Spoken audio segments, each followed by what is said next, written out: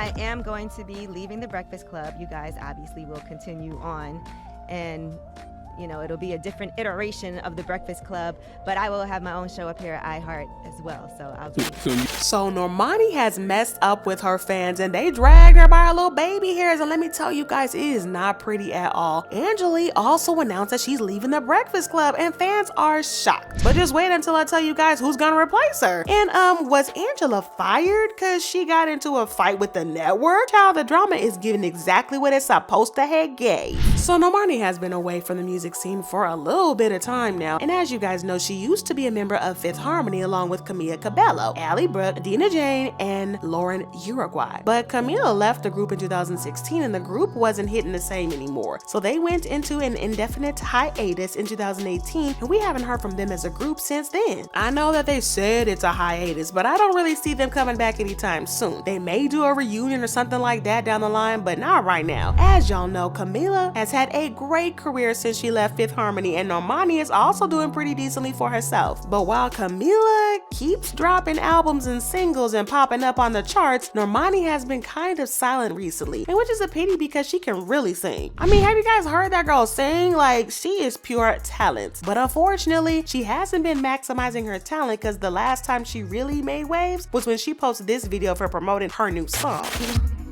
You're my favorite still. When I say I won't, tell myself I don't.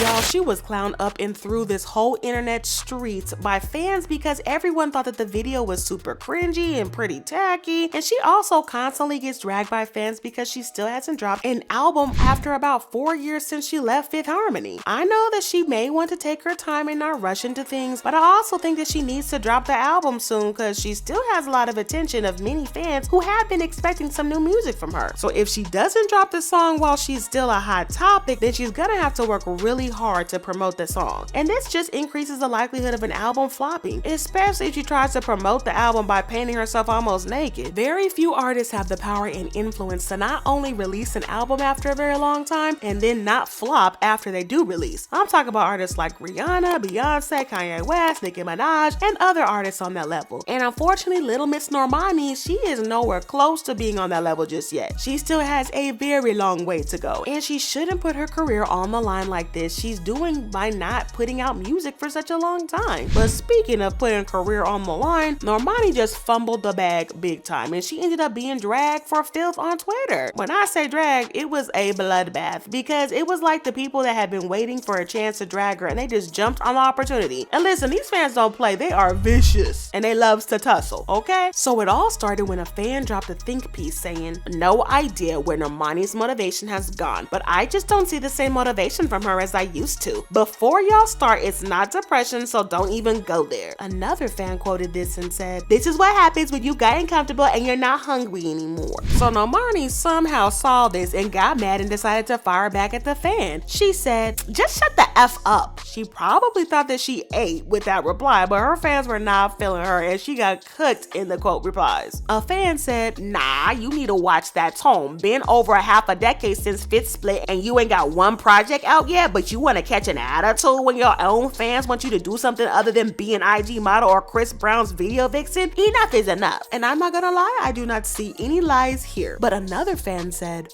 you being the same person who has no album, 3 singles since 2019 and has time to shake it for Chris Brown, but you're the one mad at fans for wanting quantity with quality?" And this other person was spitting all the truth when they said this. "This is what happens when you stray people along for 4 years, promising no music, then disappearing and lying. At some point, both parties involved will get fed up. Also, stop searching for your name, because how did you even find that tweet?" This fan was right, because if Normani wasn't specifically searching for her name, then there's no way that she would have seen that tweet. Well, unless maybe someone retweeted on her timeline or something. But you know these fans are really truly FBI, and someone dug out these receipts of Normani talking about how she hasn't been booked for the VMAs and talking about how she hoped that she gets booked, and the fan caption captioned it, "Keep that tone." Also, I kind of find this dragging a little bit weird and out of character for Normani fans because they usually defend her no matter what. Y'all, they are super loyal and will often defend Normani till their last breath. So for her fans to suddenly turn against her this time shows that they are sick and tired of her. I mean, her fans even tried to drag Beyonce when people were saying that Beyonce ditched her for Chloe and was trying to suppress Normani's career so that Chloe could be the next big thing. I think that Normani was expecting fans to stick up for her as usual, and she was surprised because she never saw that one coming. Talk about some tough love from the fans. But that's why artists need to be careful, because if you keep messing up and not giving fans what they want, then they're gonna turn on you one day and they're gonna turn all the way around. But anyways, this is where we see Normani kind of try to explain the reason for her outburst. Hayden Williams tweeted in support of Normani saying, "It's so interesting that people that have no clue what it's like to be in the music industry and the complexities that can come with that, but will dish out unwanted and rude opinions all the time." Ugh. And Normani replied, "On top of real life stuff going on in my personal life." But then a fan pointed out the obvious, saying, "Then she needs to stop going on every interview and saying it's coming when it's clearly not. It's not our fault as fans that she keeps promising new music." This was just extra messy for Normani, and I don't think she's recovered just yet because, like I said, her fans typically don't drag her. But anyways, let's move on to something else, and that's Angela Yee and her departure from the Breakfast Club. Y'all know that TBC is one of the top black radio shows and one of the top black radio shows period. They've been doing their thing for about 10 years now, and Angela Yee has been one of the 3 hosts, including Charlamagne the God and DJ Envy. So they built TBC up from scratch and made it as popular as it is today, but things were not so great behind the scenes because Angela Yee came out a while ago to claim that the network execs tried to trap her into signing a 3-year contract without an option of a raise. But they wanted me to sign a contract that would be for another 2 years with no raise or nothing, or 3 years flat.